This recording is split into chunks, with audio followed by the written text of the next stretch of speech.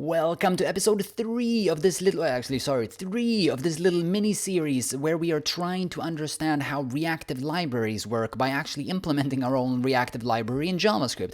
Maybe you could even say borderline reactive functional programming. Now, I'm not entirely sure of the definitions, but I think what we're doing is essentially reactive functional programming. So we're building this little library, and I'm going to assume that you've watched the previous 2 videos before this video, but let's just do a quick rundown of where we are at, right? So up here in this file in the top, we've defined a few general purpose functional programming functions. Again, like we're in JavaScript, we just have a single file. And then we've started to define this reactive library, right? So we currently have an observable structure, an observable class, and then we have a mapper class, right? And this mapper class you can think of as being an observable, but it sort of delegates down to an observable, but it provides additional functionality. And this additional functionality that it provides is that through the constructor you can pass a function, because we're calling it mapper because it's sort of somewhat equivalent or roughly equivalent to the idea of the function map in functional programming. It's a mapping, it's a map operation. So you can map a function over every value. So whenever there's a value emitted, instead of just emitting that value, what we're doing is that we're running this function through we're running the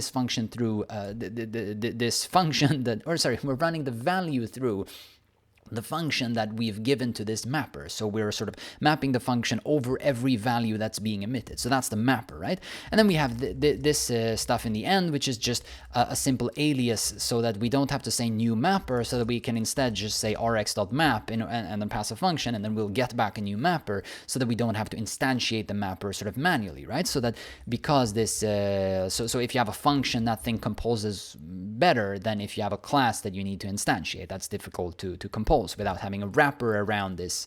It's like you could define a general purpose wrapper, and I think, for example, Ramda does that. I can't remember. I think it's called construct or something like that, right? It's like this general function to which you can pass any given class and then get back a function that, when given arguments, will instantiate that particular class. And we could build that, but it's not really relevant for now, right? So I think let's go for clarity here instead. So those are sort of the 3 things that we've defined in our sort of library, quotation marks, up to this point. And then we have the sort of example section here in the end, where we've built an observable.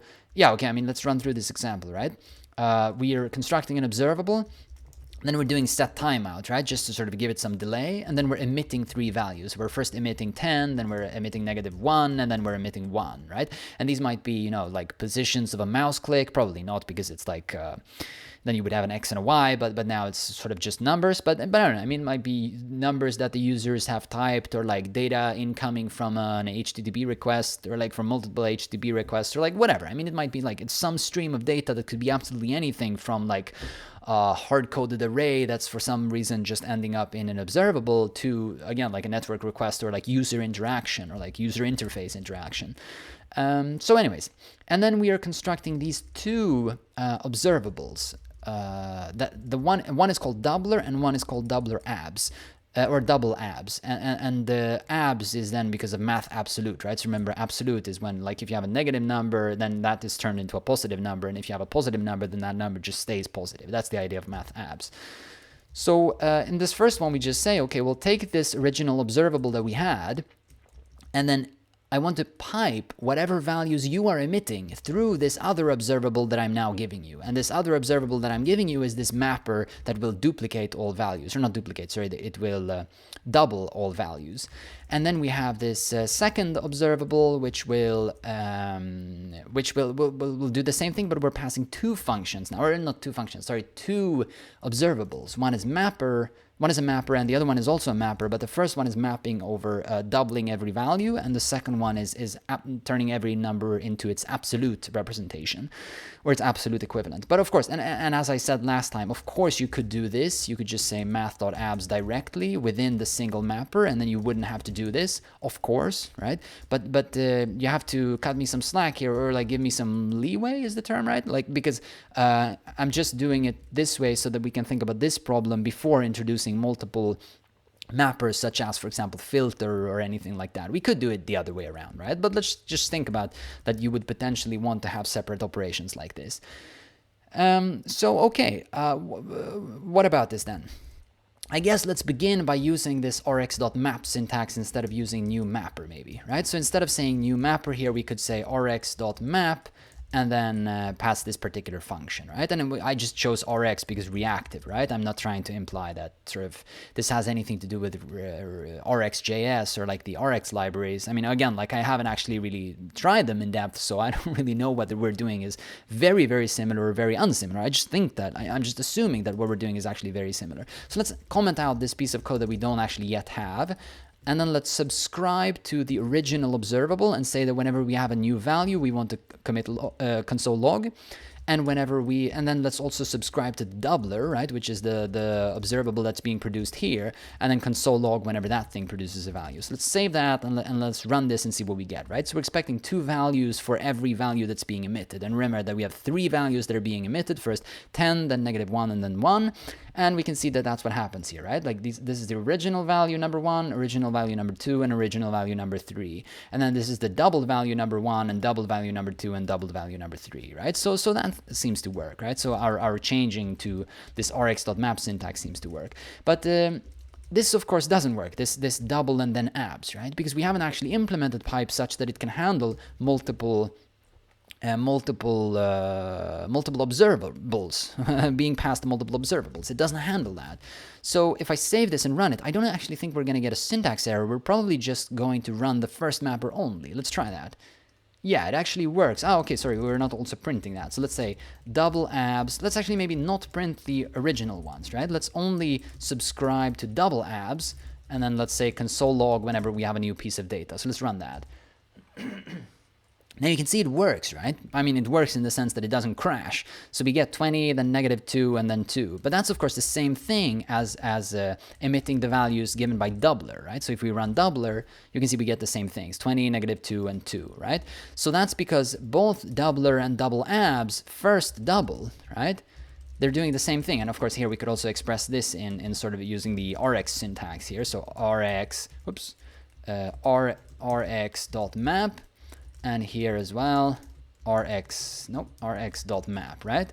So now it's very evident that sort of the first observable that's being passed to both of these observables, to the pipe function of both, or pipe method of both of these observables, it's essentially the same observable, not as in like equivalence the same, but like structurally it's the same observable. So, but this thing is never run, right? That thing is never run because we haven't implemented that yet. So how do we get that thing to run? Let's switch back here to double abs so that we will notice when we've made the change successfully. So now it's a bit more tricky, right? Because we have to actually, like pipe has to be a bit more sophisticated, but it's actually not that strange. So instead of piping through a single observable, what we want to do is we want to say maybe something like, we want to say something like OS, right? To emphasize that it's like a collection of observables. And then we somehow probably want to sort of reduce over these observables, right? Similar to what we did here when we implemented pipe. Think about this, right? Like, because it's actually, like, it's very, very similar what we're doing, right? It's like, this is the general functional programming pipe idea. And now we're talking about piping through observables. And it's actually not that different, right? So it's also something similar where it's like pipe in functional programming received a bunch of observables. And here we also want to receive a bunch of observables. Actually, we don't want them as an array, so we have to use this spread syntax, right? Because we want to be able to pass them as multiple arguments. So we're probably just going to say something like reduce over that. But the question is like, what are we going to do here? Let's think about, let's first like type out all the structure of this, and then let's think about like the semantics of what we actually need to do here. But a reduce function will take 2 arguments, right? It will take the accumulator and it will take the value. So let's just say acc because we don't really know what the accumulator is yet. And what is every value? Well, every value is a particular O, right? Like that's a particular observable. Okay, so let's open that up. Let's maybe break the line. Let's add a comma here to say, well, here we need to have the default value. We don't know what that is. Let's just type default first. And then let's close that. Okay. So let me add another line break here and maybe comment out those lines. This is the old implementation, okay? So if we think about the fact that we wrote return here, so that implies to us that probably this whole reduction needs to return an observable, right? Because what we want out in the end is an observable, just like here. And if you think about which observable we return in the other case, then we returned the observable that we were passed. So probably here we also need to return the observable that we're being passed. We need to return, in some sense, the last observable in this sort of chain of observables that's being in that are sort of sequentially receiving this value that's being emitted. So how are we going to do this? Well, let's just solve one problem at a time, right? The O here is an observable. And if we think about what we did here before, like what was the meat of the implementation before? Well, the meat of the implementation was that we said subscribe here, right? Let's make me subscribe. And whenever I change, I want to tell this particular O that it should emit. Right? So it's like we're passing on every value. So that's kind of what should happen here as well. So let's say this.subscribe. Sorry, wait, it smells like fire. Hang on.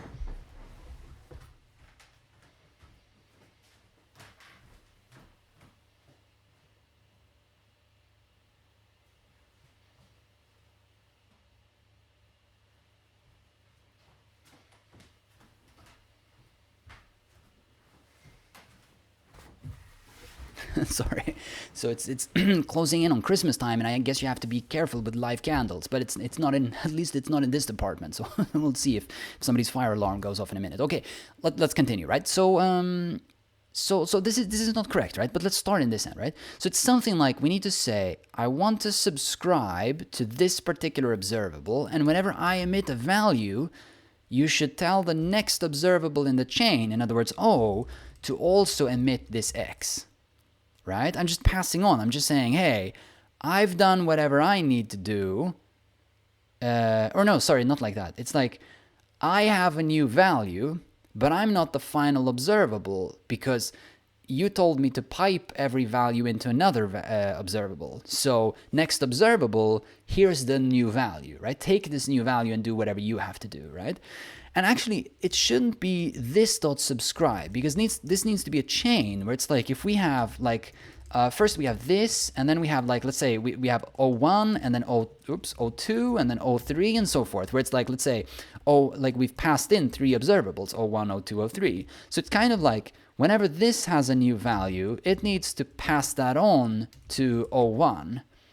But then whenever O1 gets a new value, it needs to do whatever it needs to do, but then also pass that on to O2. And then that thing needs to pass it on to O3 and so forth, right? And all of these times, these observables are doing whatever transformations they want to do, such as, for example, if they're a mapper, they might be mapping a function.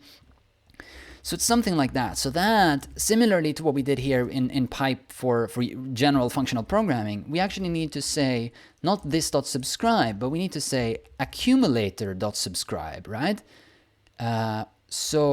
Wait, let me just think whether that was actually similar to...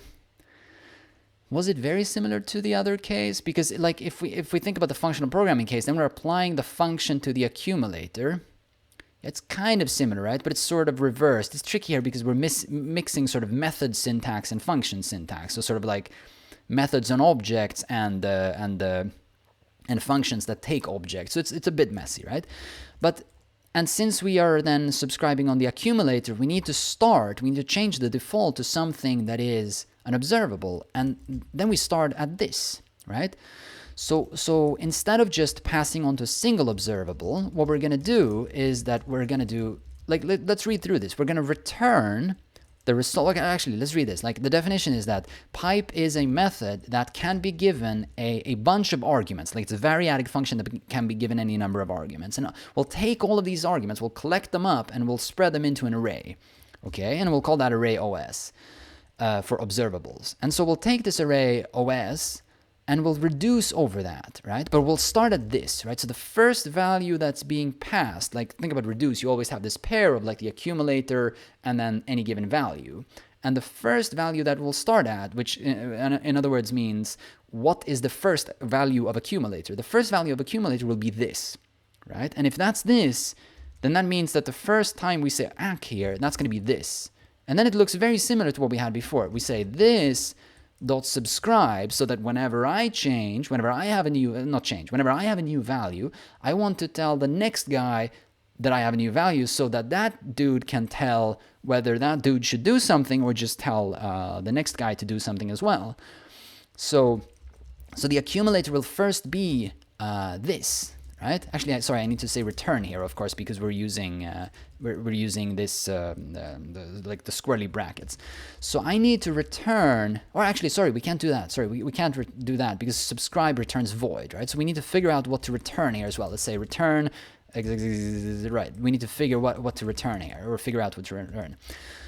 But we say take the accumulator and subscribe to that accumulator, right? So whenever the accumulator changes, we want to run this callback. And this callback says that, well, okay, if I have a new value, take the next observable, right? The next observable in this sort of series of observables, in this array of observables that we've constructed from the arguments that we've been passed, and then emit this x that I just received to that observable, right? But then we're going to do the same thing in the next one, right? Because it's a reduction. It's a reduction over all of the observables. So in the end, but yeah, actually, sorry. It's going to crash now because we don't have a return statement. So what I said doesn't really work because we can only do the first one. But then in the next one, the accumulator will be like undefined because we haven't returned anything here. So what do we return actually? Like, think about, can I undo back to the statement that we had before? Yeah, here. So think about this. We did two things. Like we did the subscription, and then we returned O. And O was the observable that I was passed. But now we have multiple observables.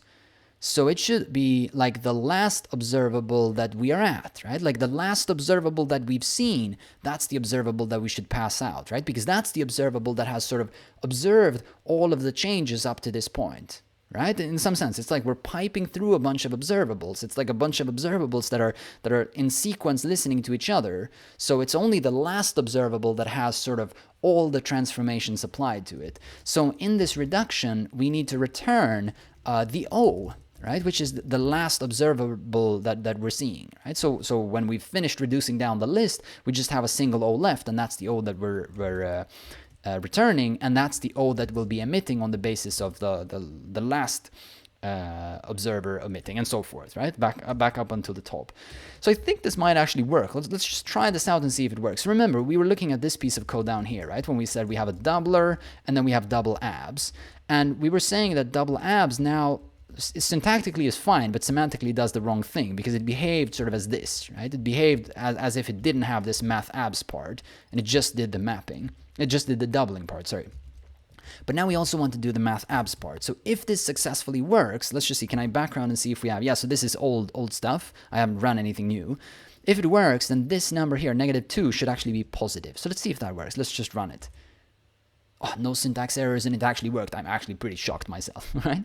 So it seems like that actually worked. So now I guess the test would be to try to do a bunch of more transformations. So can we do, like, let's say, another transformation is that we maybe say x plus 10, and then let's say maybe x, I don't know, -1, or sorry, x -1 or whatever, right?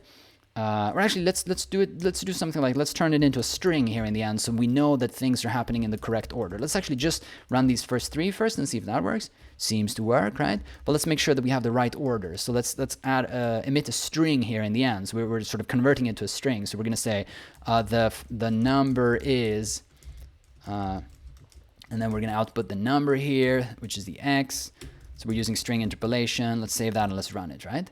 So that works, right? Because if what I was trying to get at is maybe we implemented pipe, because now what we're doing now is we want left to right composition, right? Left to right composition, but it might have been that we accidentally implemented right to left composition, like composition rather than piping. And that would be unfortunate. It would be very difficult to figure out what was going on if we were working with right to left composition, but we thought we were working with left to right composition. So now we just figured out that works, right? Because otherwise we would have turned it into a string first, and then we would have tried to do sort of mathematics upon it, and that of course wouldn't work, or at least we would get maybe nan back, like not a number back.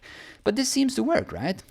We get 30, 12, and then 12. Does that make sense, right? What we're doing is we're multiplying by 2, then we're turning it into its absolute, and then we are adding 10, right? And what are the numbers we're emitting? 10, -1, and 1, right? So if we're turning them into absolutes, then the -1 and 1 would be the same, and that's the reason the two second numbers are the same. So cool stuff, right? This actually seems to work. And now I would say like we've kind of come a very, very far way, right? Like we can do some pretty advanced stuff now without spending too much time.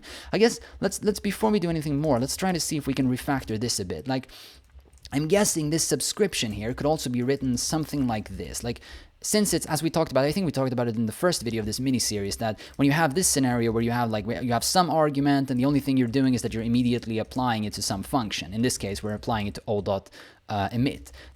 Or we're immediately applying that function to that argument. Then you should be able to just say o.emit. And it might be that we need to bind here, but let's take one step at a time, right? I mean, this should be the same thing as saying like, well, whenever I have some x, take this x and apply it to o.emit, right? It's like this is the same thing. So let's try that, right? Does that work? No, we have an error, right? And then notice this error. It says cannot read property observable of undefined. Where's that? 36. So 36 here, right? And whenever you have this error, right? Cannot read observable of undefined, right? And observable is on this. Right? So somehow we've lost context somewhere. Somehow we've lost scope. And in this case, it happens to be because, hang on, when you're sort of passing a function on like this, and when you're passing a function as a callback, and that function is a function that resides on an object, and that method on that object makes use of this keyword, then you need to bind so that the context stays the same, or that the method that you want to invoke is invoked with the correct reference of this. I don't want to go into too much detail in this, right? But this is also an interesting effect of sort of mixing language paradigms, right? Because we're mixing this sort of idea of methods and this idea of functions, where again, like either you have functions on data structures, also known as methods, or you have functions that take data structures as arguments. And it's interesting, but it's also highly confusing. But okay, so we need to say o.emit, and then we bind to the context of emit. To the context of o, right? So that this will be bound to whatever this is inside of o. That's the way I interpret that, the bind syntax. So this should work as well. Yeah, so that works, right? So that was the only reason we had that error before. And then we have the same results out. Let's see. I was thinking a bit about this, and I can't trivially, I spent 2 minutes thinking about this. I can't trivially figure out a way of writing this in a better way, but I'm suspecting there is a much, much cleaner way of writing this, possibly using recursion, and possibly by allowing mappers and whatever the other transformations are, by allowing them to implement pipe. But I'm not sure. Like if you have an idea of how to rewrite this method so that it's cleaner, definitely shoot something in the comments. That would be very interesting to read. Okay, but let's leave this for now as it is here, right? Let's see, can we put this maybe on one line? Does that make the line like extraordinarily long? Yeah, okay, let's not do that. So let's keep it like this. Okay, never mind. So we have the pipe method. Now, I guess, let's do something more interesting. Let's say, what if we wanted to do this? Let's say, how about stop using a bunch of these names, right? Like let's just remove a bunch of code here. Let's say we have this original observable that emits a bunch of numbers. What if we want to do something like, let's say, we take this observable, and then we want to pipe, and we want to pipe a bunch of things. What if we want to pipe? Let's say first we map. Actually, maybe not. Maybe let's just do something simple. Maybe we just do this. Let's say we want to filter. We assume there's a function called filter. We want to or a method here called filter. A function residing on the on the module Rx, because now we're thinking about Rx as an object, as a module. But yeah, filter, where let's say when given some x, if this x is greater or equal than or greater than or equal to 0, then we want to keep it, right? And then let's say the next is, yeah, actually let's just do that for now, right? And then let's subscribe to whatever observable we would get out from that. And whenever that thing emits a value, we want to console log it, right? And of course, I should always use like tap console log. For simplicity's sake, I'm just not using that because it's like the last thing in the subscription, and I'm lazy. I'm like trying to minimize the number of characters for simplicity's sake, right? So this of course won't work because we haven't implemented filter, right? But I mean, we could trivially make that function. We could trivially make this function that says, okay, filter is equal to f, because f is the filter, right? Maybe we should even call it p here because it's a predicate, right? A predicate is like a function that takes some value and then returns either true or false, right? It's like, is this predicate true or not?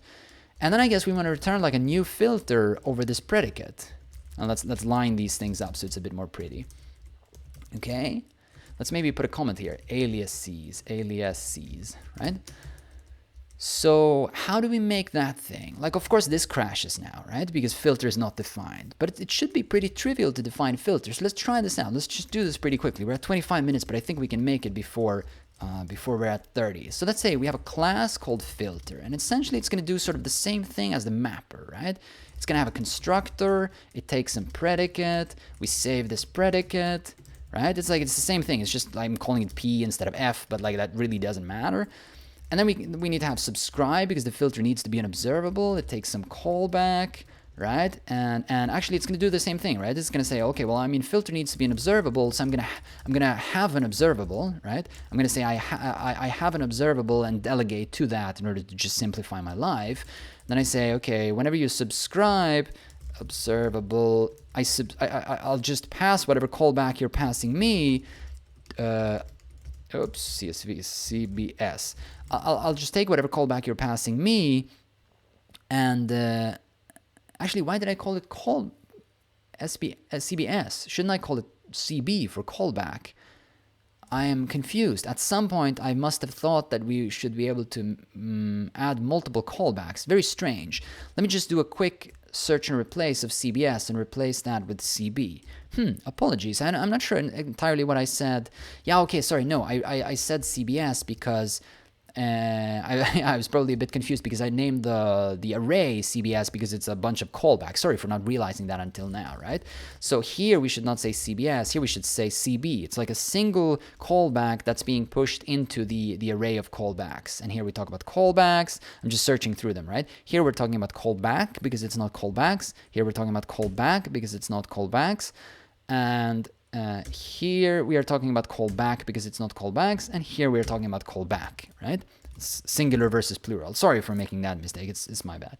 Okay, and subscribe, then we are subscribing and passing on this callback. We're just delegating downwards to this observable that we own. And then same thing, we need an emission, right? So let's just implement this as the identity observable again, right? And if it's the identity observable, we just do this thing that we did before. We take the observable that we have, and then we just emit to that observable. No, wait. This observable dot emit. Why is it this? Yeah, right. We emit to the inner observable. Yeah, because that's the observable that whoever subscribed to us, they're also subscribed to. They are then subscribed to whatever observable is within us, right? Within this filter, right? So we take this observable within us, and we say, whenever I want to emit, that means I should emit inside of this inner observable, right? This observable dot emit, and we're going to emit this x, right? This x that we're being passed in. Now we've sort of, again, we've defined this identity observable, the observable that does nothing. It's just blindly passing on values, right? So I think we should be able to run it now, right? And we are, right? But we're not actually doing anything special. We're saying filter on things that are greater than 0 or greater than or equal to 0. But obviously it's not working, right? Because we have -1 here. So how do we get that to work? Well, actually, think about it. If this was just a mapping, then we could have used mapper, right? I mean, actually, that's a good example. Instead, let's switch filter here for map, right? So if we did map, then we'd get this: true, false, and then true, right? We're using mapper. We're not using the filter. Actually, if I call it mapper, maybe I should call it filterer. So that's a bit shady, right? So maybe actually let's rename mapper to map.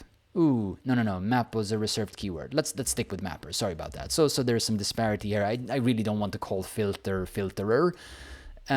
So yeah, that would not be a problem if you would actually build this library, because then you would properly namespace them, and then like that would be fine. Okay, and also like if you would probably expose these functions rather than the underlying classes, because you don't want people to instantiate the classes directly. You want them to use these sort of convenience aliases, right? Because again, like those are composable. But anyways, so now we used map here. But if we used filter instead, what's the implementation of filter going to be? Well, I mean, remember in mapper up here, in the implementation of emit, what we did is that the only thing that differentiates the mapper from the identity observable is that we applied the function to the value x before we emitted it to the next observable, or to the observable inside of us. And I guess we could do that here, right? But this predicate is called P, it's not called F. But it's essentially the same thing, right? It's like if it was called F, you can see this line is equivalent to this line. It's like exactly the same thing. And of course, if we do that, then we have this scenario again, where we get back true, false, true. But the thing is, we don't actually want this. We actually want the other value that we had. We want 10 or -1 or 1.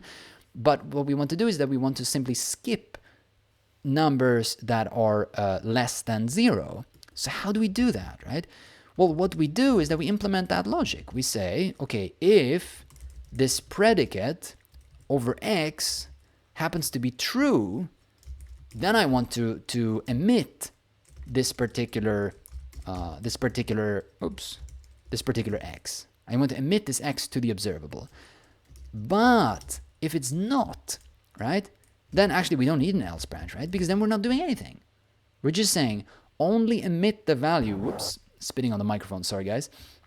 Only emitting the value if the value happens to be satisfying the predicate. And I mean, that's the definition of a filter, right? It's like we're saying, well, okay, either the predicate matches or it don't. If it matches the predicate, then emit. But if it doesn't, sorry, I'm not going to do anything. This value is just going to disappear into the void, right? I'm not caring about that. And here it's very, very, very evident that we're working with this sort of imperative layer that we've been talking about. Like, it's very evident that we're in the land of mutation. It's like we're saying returning void is totally fine. We have this emission function, it just returns void, right? Because we're working with mutation. We're at that top layer of sort of the layer where you would potentially interact with the user, and this is not where we have our pure functions. So okay, let's try that out. Does that work? We are expecting to get rid of -1, and we did, right? We only get 10 and we only get 1 now. So let's emit some more numbers here, right? Let's say observable.emit -100, and then maybe 100. Oops. And then maybe 100, and then maybe let's emit 0, 0. And then let's maybe, I think you can emit -0. I mean, I think in JavaScript you can express -0. So we'll see if we get that as well. So let's run that. Okay, that's interesting. -0, let's think about it. What does that say? -0 is greater or equal to, yeah, okay, so that's probably, let's just jump into Node and check this out. So if I say -0, is that equal to 0? Yeah, okay, so that's the reason why. Okay, so whatever. I mean, maybe we could express the condition as that. No, but we can't do that. Interesting. Can I, sorry, quick side note. If I say -0 is strictly equals to 0, yeah, that's also true. So whatever, man. I mean, not possible. Yeah, I mean, I guess what we could do is that's the edge case, so we could also maybe tack on map here. So we could say after we've filtered, let's run through math.abs. Then we would get rid of that -0, but then we've also forced numbers to be positive. So then it's really important that we're not messing up this part. But pretty cool, right? I mean, if I don't do this mapping, right, and if we remove this silly edge case of -0, then you can see we're only getting through numbers that are either 0 or greater than 0. And if we didn't do this, right, like let's put this on, or let's remove the subscription here maybe, right? So we still have the piping, but what we could do is we could take the original observable and just subscribe directly to that, and then we subscribe directly to that, and we say console log. Right, let's save that and let's run it. I misspelled it. Observable, right? Let's run it. then you can see we get all the numbers. We even get negative numbers, right? So obviously our filter is working. Let's do something more, right? We can now trivially define rx.reject, right? So given some predicate, given some predicate, then what are we returning? Well, essentially, we're just returning a filter where the predicate is inversed. So it's like a filter where when given some x, you apply the predicate to the x, but then you inverse the result, right? Like that would be the description of reject. So what do I mean? Well, I mean this, like if we subscribe to this thing again, if we subscribe to the observable that's filtering, we pass it to console log. Now we're using filtering, right? Now we're getting rid of all the negative values. But you could also define it in the other way around. You could say, well, I want to reject every number, right, where x is less than 0, right? That's also a way of describing the same thing. And if we run that, that actually also works, right? Because we defined reject in the in the correct sense. We could also maybe make this a bit more elegant by saying that instead of doing it like this, we could maybe define not and say as a regular functional programming function and say, well, filter or reject is the same thing as a filter, but where the predicate is inversed, where we're saying not p, right? Not the predicate. So let's go to the top and add that. So not, the implementation of not would be something like that. Like when given a function and then when given some x, returns not f on x, right? And actually maybe f here should be called p because it's a predicate, right? So given some predicate and given some x, run the predicate on the x, but then inverse the result. And this should also give us the same result, right? It does. It gives us no negatives, right? So our implementation is correct. And here you can see some of the sort of unfortunate parts. Now, wait a minute. Actually, maybe you could not p, no, like, if you are intimately familiar with reactive programming, I would really love to read your comment in regards to maybe if I'm doing something which is sort of catastrophically wrong. Because as I mentioned in, I can't remember, but some of the previous videos, I'm a bit concerned about how we're sort of not using regular functional programming composition, but we have this sort of extra layer of complexity and we're composing in that layer of complexity. So this, like, it's difficult. Like, I'm confused about why we can't specify reject as a sort of, let's say, point-free function, right? Because if you were specifying the,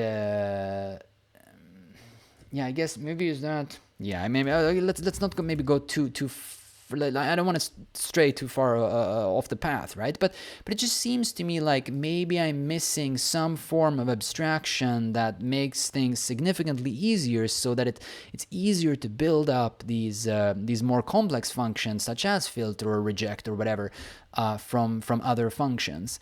But maybe it is what it is. I don't know, man. So okay. So this is not the last video. Don't think that I'm gonna let this go. What I want to do in the next one is I want to implement this. What about scan, right? So scan is this very interesting function which is like reduce, but it emits values.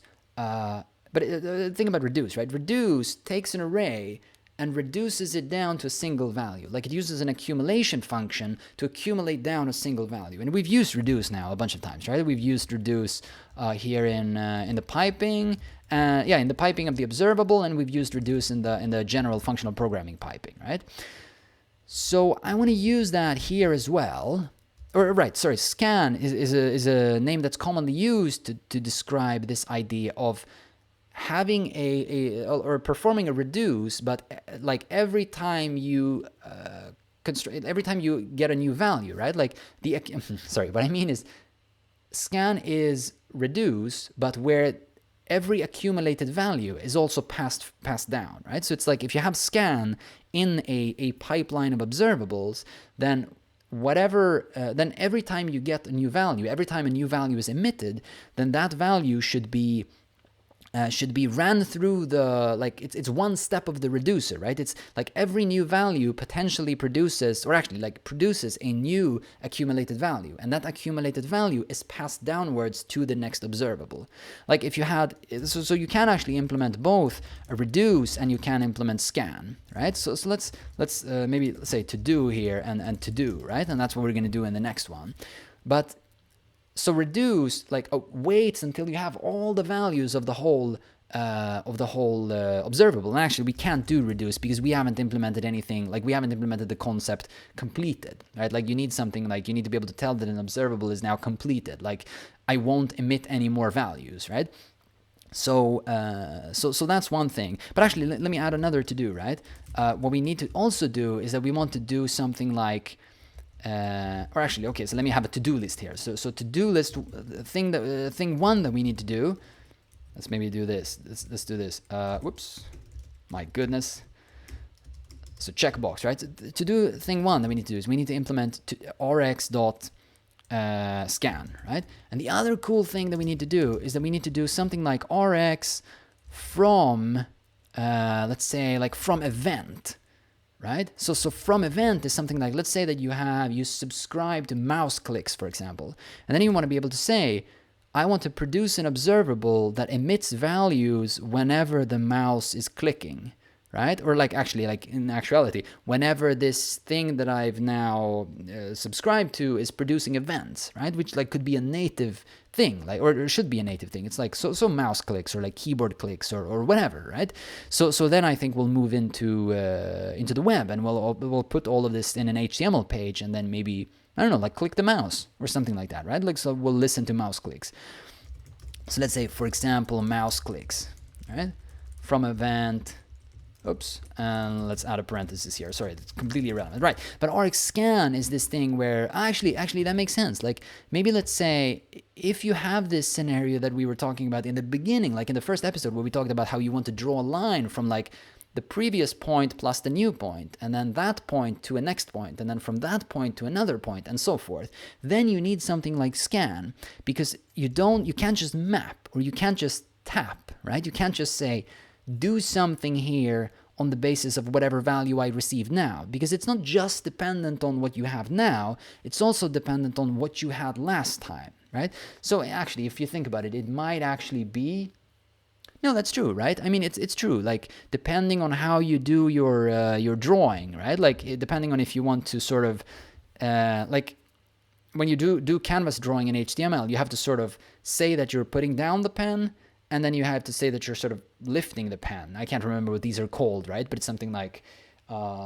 begin draw, and then you do a bunch of lines, like line to or something like that, or move to or whatever, and then you say stroke or something like that. And when you say stroke, then you're drawing that line, right? And then you have to redo this sort of like pen down and pen up whenever you're drawing. So if you don't want to do pen up until like the end, then you can use reduce, or like you could even use maybe map, right? And then manually do pen up when if you have this onComplete event. But if you don't have this onComplete event, then you want to use scan, and then you have to use scan because you have to say, well, whenever I want to draw something, I have to pen down at the last location, draw to the new location, and then pen up, right? So the accumulated value would be the old position where I pen down, and then I pen to a new location. That's the new emitted value.